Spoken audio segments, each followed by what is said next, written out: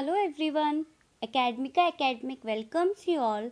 I have created this channel to discuss biological topic with you all. If you are interested to learn biology with me, then please do subscribe the channel and hit the bell icon so that you will get the notification whenever I will upload a new video. So, today we will going to discuss about a very easy and very interesting topic from the developmental biology, that is vulva development in C. elegans. मैंने इस video को इतना simple और इतना easy बनाने की कोशिश की है कि आपको वल्वा डेवलपमेंट बहुत ही अच्छे से समझ आ जाएगा. तो चलो स्टार्ट करते हैं. वल्वा डेवलपमेंट पढ़ने से पहले हम ये पढ़ लेते हैं कि सी एलिगेंस क्या होता है. सी एलिगेंस को हम साइनोहैबिटिस एलिगेंस भी बोलते हैं. ठीक है, ये क्या है? एक small transparent free living soil nematode होता है. इसको हम राउंड वॉर्म भी बोलते हैं. If we talk about its symmetry, then it is bilateral symmetry. It has two sexes, one is male and the other one is hermaphrodite. Male one has the capability to produce only the sperm, but the hermaphrodite have both, means male and female sex organ. So it can produce both limited number of sperm as well as some ovum. Okay, so if we talk about its fertilization, then hermaphrodite can go for the self fertilization if it is fertilizing its egg with its own sperm, and if ये mail के साथ partnership करके mating करके fertilise हो रही है तो फिर इसको हम क्रॉस फर्टिलाइजेशन बोल देंगे. अगर हम नंबर ऑफ सेल्स की बात करते तो ये जो ऑर्गेनिज्म है ये बहुत छोटा है और ये सिर्फ 1090 सेल्स से मिलके बना है, जिसमें से 131 सेल्स तो एपोप्टोसिस में चले जाएंगे और सिर्फ 959 सेल्स कंप्लीट ऑर्गेनिज्म बनाएंगे. जो एडल्ट ऑर्गेनिज्म होगा वो 959 सेल्स को कंसिस्ट करता होगा. अगर हम सी एलिगन की बात करते हैं तो ये पहला ऐसा ऑर्गेनिज्म है, पहला ऐसा मल्टी सेलुलर ऑर्गेनिज्म है जिसका जीनोम कम्प्लीटली सीक्वेंस्ड हो चुका है. ठीक है, और सी एलिगन के पास अप्रॉक्स 19,000 जीन्स प्रेजेंट हैं. It is considered as a model organism too, and 3 scientists was awarded Nobel Prize by working on it. So, why it is considered as a model organism? We will discuss it. Okay. So, C. elegans is considered as a model organism because it is very easy to work with it in the lab. Because of its transparent nature, all the experiment can be examined under the microscope, and it is very small to be grown on the petri dish. Okay, and it produce a large number of offspring. If we talk about its life cycle, तो ये सिर्फ 3 दिन की होती है from its fertilized egg to the adult. और अगर हम इसकी लाइफ स्पैन की बात करते हैं तो वो 2.5 वीक्स का होता है. अगर हम क्रोमोजोम की बात करें तो it have 5 autosome and 1 sex chromosome in male, that is XO.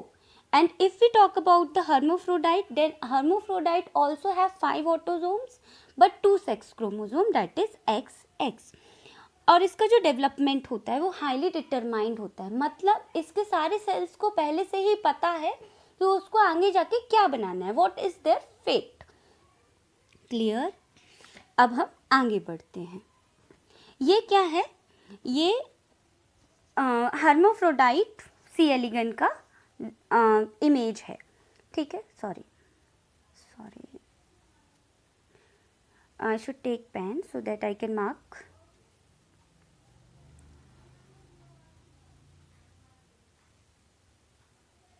Okay, so this is the mouth region and this is the anus region. Clear? And this is the gonads. These are the germ cells.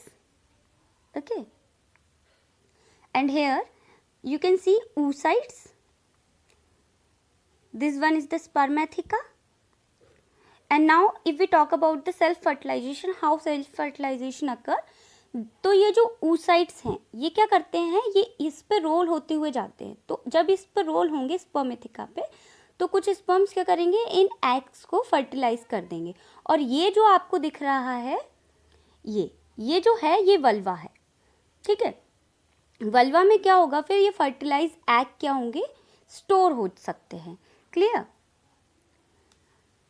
और जो vulva की position होती है वो fixed होती है, means ventrally present होता है, ठीक है। और इसको फिक्स करने के लिए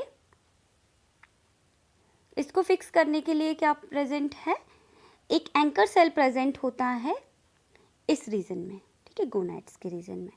तो इतना क्लियर है, तो हम आगे बढ़ते हैं, ठीक है। अभी हम डेवलपमेंट से पहले ये देख लेते हैं कि वल्वा क्या है, ठीक है। तो वल्वा क्या है, एक हर्माफ्रोडाइट सेक्स ऑर्गन है और ये स्पेसिफिक एक्टोडर्मल ऑर्गन है, ठीक है।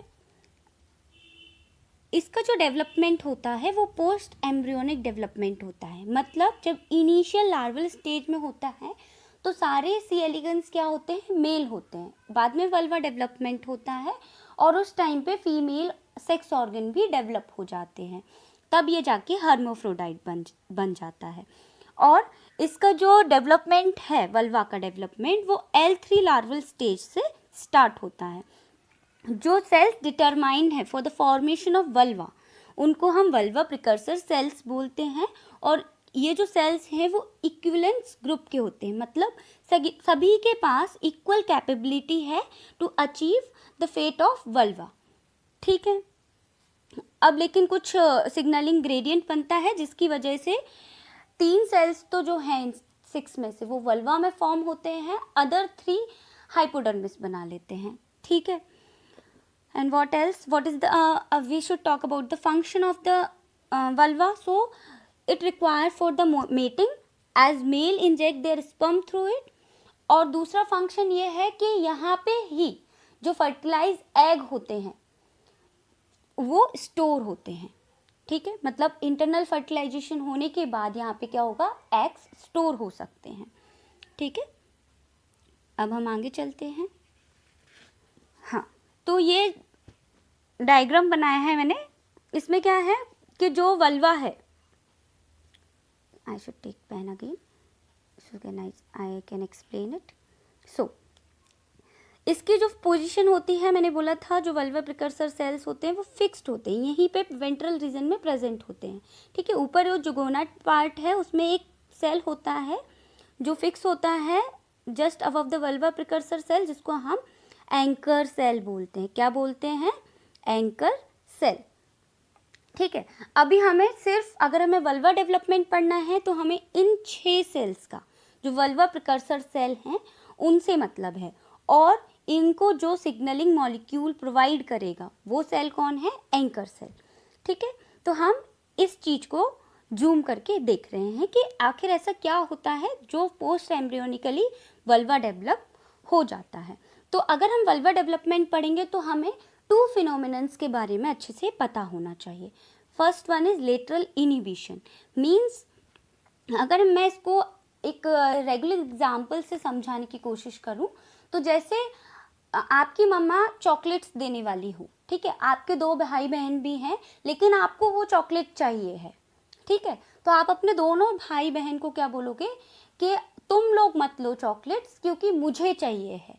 तो आप क्या कर रहे हो, आप अपना तो फायदा ले रहे हो बट अपने भाई बहन को इनिबिट कर रहे हो, ठीक है। इसको हम बोलते हैं लेटरल इनिबिशन, कि आपके बगल में जो आपके 2 भाई बहन बैठे थे उनको आपने वो चीज़ नहीं लेने दी, ठीक है, या मिली भी तो बहुत कम मिली जिसका कोई यूज़ नहीं, ठीक है। दूसरा पढ़ेंगे हम इंडक्शन, कि एक सेल दूसरे सेल को कैसे इंड्यूस कर देता है to form a particular fate, ठीक है।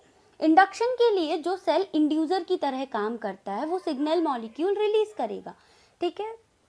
अब जो उस सिग्नल को रिसीव करने वाले सेल्स होंगे वो उस सिग्नल के लिए कॉम्पिटेंट होने चाहिए, तभी वो उस सिग्नल को रिसीव कर पाएंगे।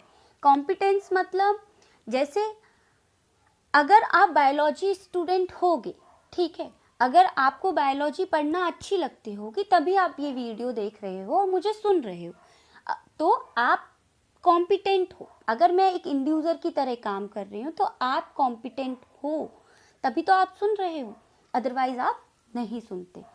ठीक है, तो I think this is very clear. Now these are the 6 vulva precursor cell. We name them as P3 to P3P to P8P. ठीक है, P3P, P4P, P6P, P7P, P8P. ठीक है, ऐसे 6 सेल्स हो गए और सभी में इक्वल कैपेबिलिटी है टू फॉर्म द वल्वा। ठीक है, अब क्या होता है, इनके ऊपर एक एंकर सेल प्रेजेंट होता है। एंकर सेल क्या करता है, कुछ सिग्नलिंग मॉलिक्यूल को रिलीज करेगा। उस सिग्नलिंग मॉलिक्यूल का नाम है लिन3 और ये जो लिन3 है वो आपका एपिडर्मल ग्रोथ फैक्टर का फैमिली का मेंबर है। ठीक है, एपिडर्मल ग्रोथ फैमिली मेंबर। अब ये सारे सेल्स कॉम्पिटेंट हैं टू रिसीव द लिन3।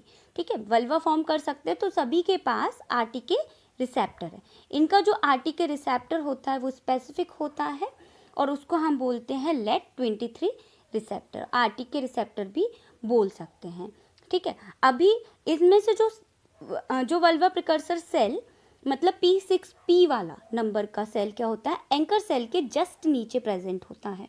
तो जब सिग्नल रिलीज होंगे तो सबसे ज़्यादा सिग्नल किसको मिल पाएंगे, P6P को मिल पाएंगे। P6P को जब सिग्नल मिलेगा तो आरटीके रिसेप्टर्स उसको क्या करेगा, रिसीव करेगा और सिग्नलिंग स्टार्ट हो जाएगी। जब सिग्नलिंग स्टार्ट हो जाएगी और पूरे सिग्नलिंग कंप्लीट होने के बाद लिन31 क्या हो जाएगा, एक्टिवेट हो जाएगा।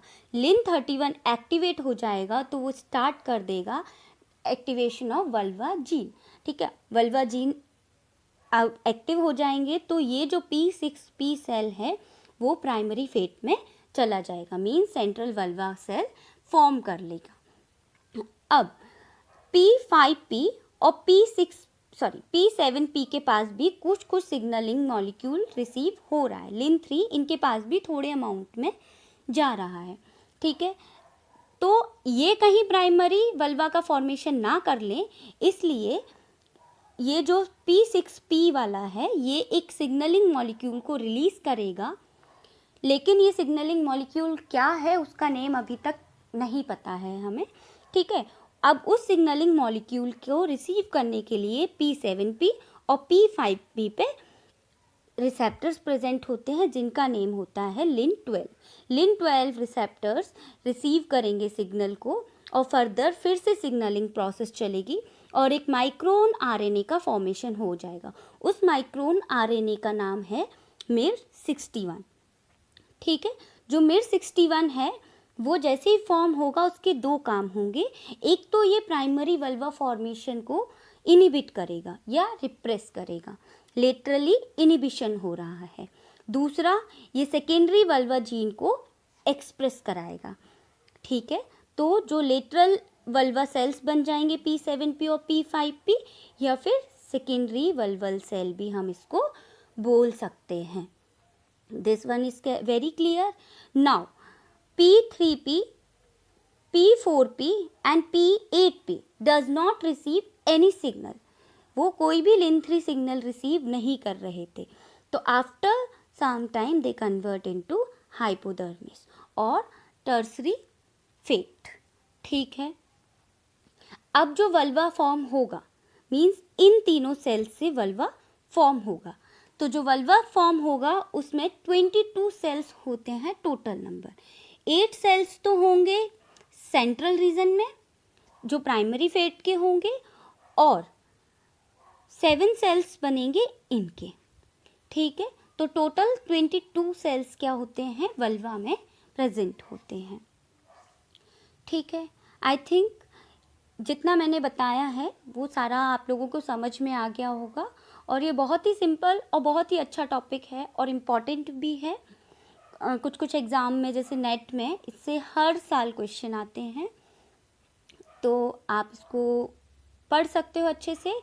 और अगर मेरा वीडियो आपको पसंद आया हो तो वीडियो को लाइक कीजिए, इसको शेयर कीजिए और हम ऐसे ही डिस्कशन आगे भी करते रहेंगे नए टॉपिक्स पे। Thank you for now. for watching this.